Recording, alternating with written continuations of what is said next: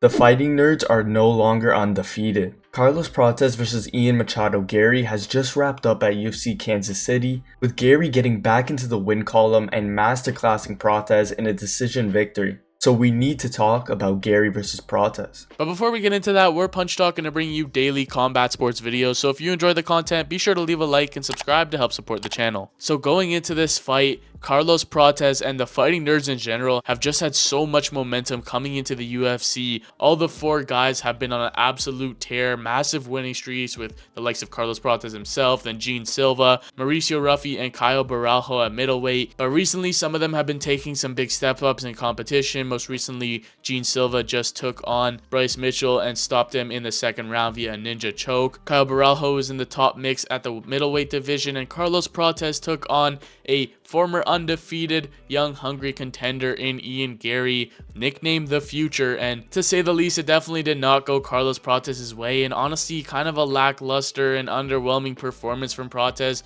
who has so much momentum, so much hype going into this, and didn't really live up to expectations. The fight IQ didn't seem like it was up to par. He didn't have much urgency. He was very negative pretty much this entire fight, and Ian Garry almost kind of put on a masterclass. Yeah, this was a huge moment for Carlos Prates to really break through in the UFC and in the welterweight division. He had been on prior to this a 10-fight winning streak in MMA, all winning by KO finish, and most notably against the Leech and against Neil Magny, finishing them both. So coming into this Ian Garry fight, it was definitely going to be his hardest competition to date, but unfortunately we just saw him not really able to put it all together. He was very gun shy throughout this entire fight. Ian Garry practically landed more significant strikes than Carlos Prates even throughout the fight. It just seemed like he wasn't really engaging too much. Although he was pressuring Garry, he seemed to not be putting it all together, using his fists like he's done in a lot of his other fights to find success, using the boxing when he's in boxing range,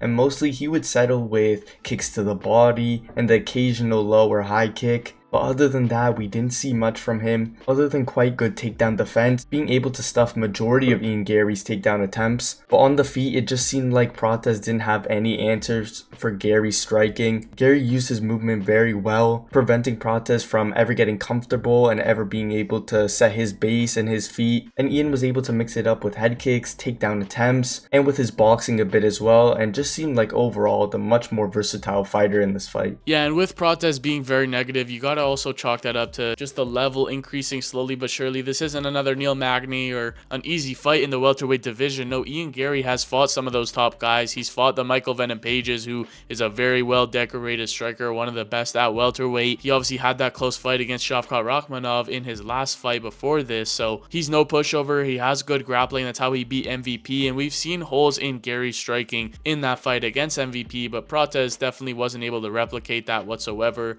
Very different styles, very different stylistically. MVP is more getting in and out. Prates just wants to walk you down and just throw big punches, throw bombs, but it just wasn't working. Ian Garry was too mobile, too elusive. He was backing up against the fence, even getting Prates backwards and just throwing and unloading combinations, uppercuts up the middle, and it seemed like Prates was even getting flustered by the hands of Ian Garry, which going into this fight, it seemed like Prates had the clear edge, at least in the hand department. He had so many violent knockouts with his hands. He has so many walk-off KOs where if he just touches that button, it's over. And even in that 4th and 5th round, he was having moments. He was having success. He was landing a couple clean shots on Ian Garry, slicing him up, getting some cuts on the nose, on the cheek of Ian Garry, but it just wasn't enough. And honestly, in that 5th round, had a pretty low IQ moment. He was ground and pounding Ian Garry. It seemed like he was near a finish, and then instead of continuing, he decided to get up and try to strike with him again instead of actually just pursuing the finish. It just didn't seem like he had the urgency. It didn't seem like he could put it all together. And honestly, for how much hype he had and the performance that we've seen up until this point,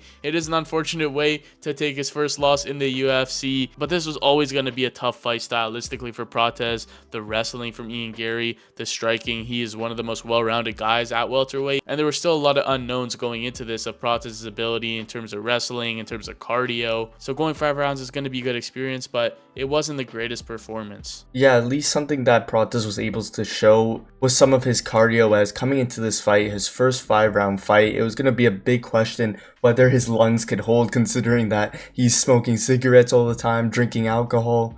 and many were doubting that he would be able to have success past maybe the second or the third round. But we saw here he was able to go to the fifth and honestly had his best round in the fifth. But I think definitely him having cardio towards those later rounds is definitely attributed, and him just being very reserved, not wanting to unload much.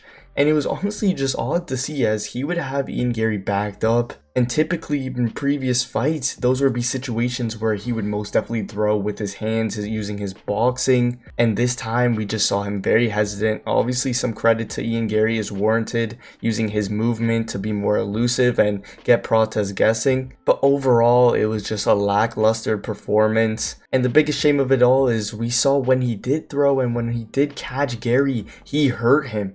And when he did unload his hands, it was a real threat to Garry, so much to the point where he was even rocked in the fifth round. So it's definitely something he's got to improve upon coming into his next fights. He's going to have to build back though if he wants another opportunity to headline any sort of event. But definitely a growing experience for him, and there's definitely going to have to be improvements if he ever wants to see the top of the welterweight division. Yeah, it was still a good performance from Ian Garry. He has just this way of negating what his opponents do best. Against Michael Venom Page, taking him down, wrestling him, not getting into a striking battle. Here with Prates, just mixing it up very well, being the one to put Prates on the back foot, which you don't usually see. It's usually Prates just walking forward, able to control the pace, able to control the distance very well. He's a very long, lengthy striker, but he just wasn't able to have much success here, and that has to be attributed to the level of Ian Garry. As much as he is polarizing, controversial, you can't deny that he does have some skills at the welterweight division. Definitely one of the top guys. And for Prates, now it's back to the drawing board. No longer undefeated in the UFC. He's still gonna have to try to climb his way up these welterweight rankings. I still definitely think he has potential, but when it comes to being the elite of the elite right now,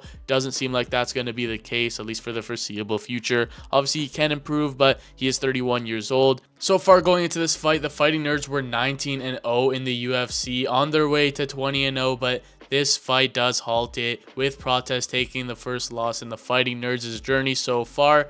And there's definitely still exciting fights out there for Carlos Prates. Maybe rebook that fight against Jeff Neal. Maybe you could fight someone like Wonder Boy or one of those karate kind of style strikers like MVP. There's fun, exciting fights, but it doesn't look like he's going to break through to that top of the division quite yet. There are still killers at that welterweight division. You got the likes of Sean Brady, who's now on a tear, Bilal Muhammad obviously as champion, then Shavkat Rakhmonov there, runner-up. Then they just booked that fight between Kamaru Usman and Joaquin Buckley. Obviously they have that title fight between JDM and Bilal Muhammad. So the welterweight division is pretty stacked right now, and it's going to be hard for Carlos Prates to reach gold. Many thought he could be a future world champion with how easily he was making every fight look back to back to back, but this is definitely a setback for him. But regardless, he could still build back, and I guess we'll have to see what happens next. But let us know your thoughts in the comments down below on Garry versus Prates and this performance. And if you guys enjoyed and want to see more MMA, check out 10 UFC fights we need in 2025.